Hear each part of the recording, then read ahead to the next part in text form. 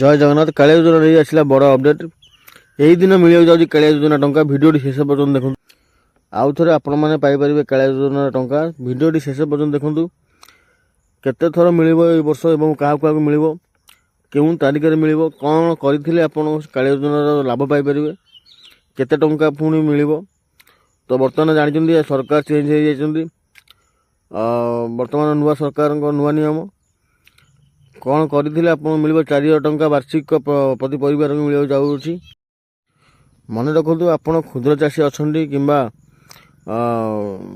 ଭୂମିହୀନ ଅଛନ୍ତି, ତାକୁ ଜାଣିବାକୁ ପଡ଼ିବ।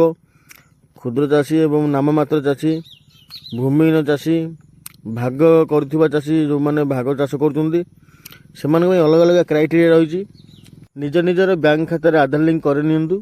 ଯେଉଁମାନେ ବି ଆଧାର ଲିଙ୍କ କରିନାହାନ୍ତି, ନିକଟସ୍ଥ ବ୍ୟାଙ୍କକୁ ଯାଇ ଆପଣ ଯେକୌଣସି ବ୍ୟାଙ୍କ ଅଛି ସେ ଆଧାର ଲିଙ୍କ କରନ୍ତୁ ଏବଂ ଆପଣଙ୍କ ଆଧାରକୁ KYC କରନ୍ତୁ। କାଳିଆ ପୋର୍ଟାଲକୁ ଯାଇକି ଆପଣ KYC କରିପାରିବେ।